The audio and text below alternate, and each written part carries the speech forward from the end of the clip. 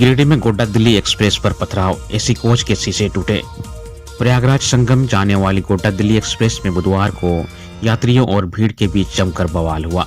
New Giridih railway station से शुरू हुआ यह विवाद जमुआ स्टेशन पर पथराव में बदल गया। सीट नहीं रहने की वजह से जमुआ स्टेशन पर यात्रियों ने ट्रेन का गेट नहीं खोला। इससे बाहर से यात्री अंदर नहीं घुस सके और गुस्से में उन्होंने ट्रेन पर पथराव कर दिया। इससे एसी कोच के शीशे टूट गए। यह घटना कुंभ मेले में जाने के लिए यात्रियों की बड़ी भीड़ के कारण हुई, जिसने रेल यात्रा व्यवस्था को अस्त व्यस्त कर दिया है। दरअसल न्यू गिरिडीह स्टेशन से बड़ी संख्या में यात्री एसी कोच में सवार हो गए। कोडरमा में मूर्ति स्थापित करने को लेकर हुआ हंगामा। कोडरमा के डोमचांच थाना क्षेत्र के रूपंडी में संत रविदास जयंती पर मूर्ति स्थापना को लेकर हिंसक झड़प हो गई। पहले पोस्टर फाड़ने को लेकर विवाद हुआ, जो बाद में पथराव में बदल गया। इस दौरान डोमचांच थाना प्रभारी ओम प्रकाश समेत कई पुलिसकर्मी और स्थानीय लोग घायल हो गए।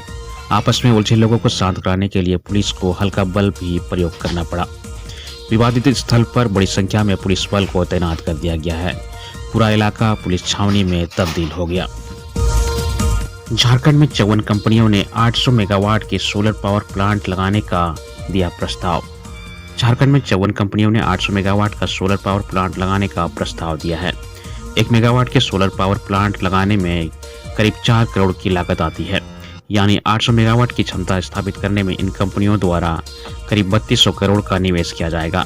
बताया गया कि यदि सभी 54 कंपनियों के प्लांट लग जाएं तो करीब 3000 लोगों को प्रत्यक्ष रूप से रोजगार के अवसर भी उपलब्ध होंगे।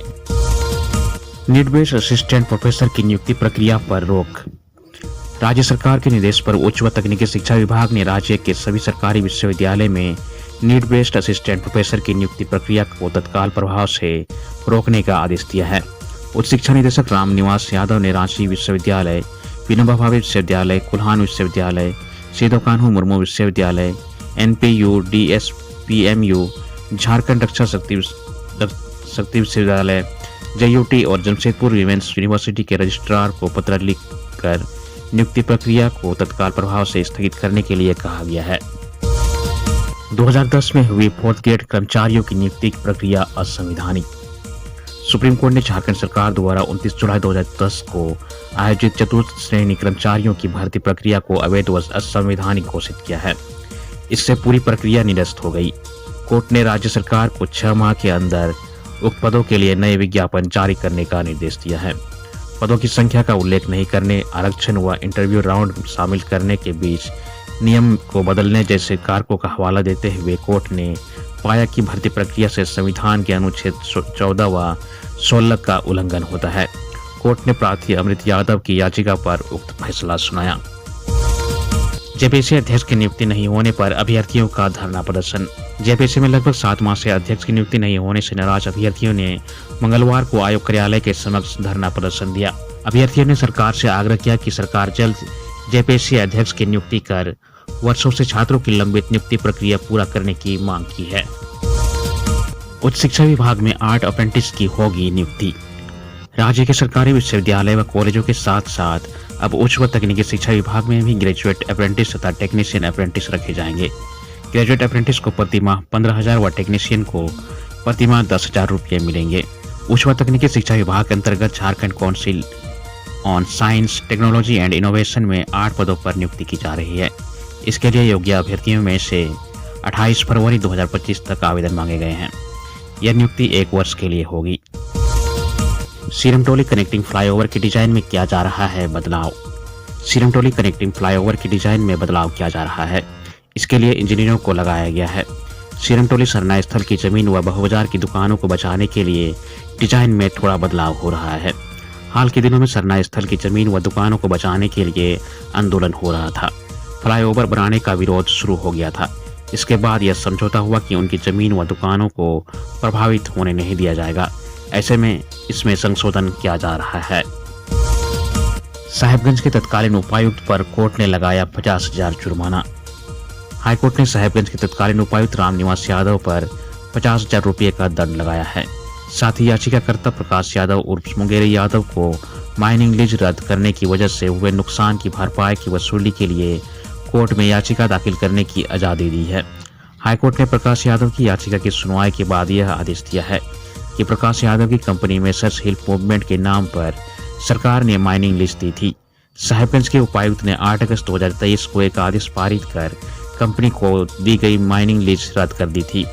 उपायुक्त द्वारा की गई इस कार्रवाई को प्रकाश यादव और मुंगेरी यादव ने हाईकोर्ट में चुनौती दी। झारखंड के पर्यटन स्थलों को प्रमोट करेगी मेक माई ट्रिप। झारखंड के पर्यटन स्थलों को प्रचार प्रसार सहित आवागमन की सुविधा के लिए ऑनलाइन ट्रैवल कंपनी मेक माई ट्रिप प्रमोशन करेगी। इसकी रूपरेखा तय करने के लिए सोमवार को झारखंड के पर्यटन मंत्री सुदीप्त कुमार सोनू, सचिव मनोज कुमार व निदेशक अंजलि यादव के साथ नई दिल्ली में मेक माई ट्रिप के अधिकारियों की बैठक हुई। प्रमोशन में मेक माई ट्रिप की सहायक कंपनी गो विवो भी मदद करेगी। बैठक में निर्णय लिया गया कि मेक माई ट्रिप के साथ मिलकर जेटीडीसी के होटलों की ऑनलाइन बुकिंग को उनकी वेबसाइट और ऐप पर सूचीबद्ध करने के लिए कार्य योजना तैयार की जाएगी। इसके अलावा झारखंड के महत्वपूर्ण पर्यटन सर्किट को मेक माई ट्रिप के माध्यम से प्रमोट करने के लिए एक विशेष पर्यटन पैकेज की योजना तैयार की जाएगी। जम्मू कश्मीर के एलओसी के पास आईडी विस्फोट में हजारीबाग के कैप्टन समेत 2 जवान शहीद। जम्मू कश्मीर के अखनूर सेक्टर में नियंत्रण रेखा के पास मंगलवार को आईडी विस्फोट हुआ। इसमें सेना के कैप्टन सरदार करमजीत सिंह बख्शी उर्फ पुनीत सिंह सहित 2 सैन्यकर्मी शहीद हो गए। वहीं एक अन्य सैन्यकर्मी के घायल होने की सूचना है। कांची पीठ के शंकराचार्य देवघर में वैदिक स्कूल चलाने को तैयार।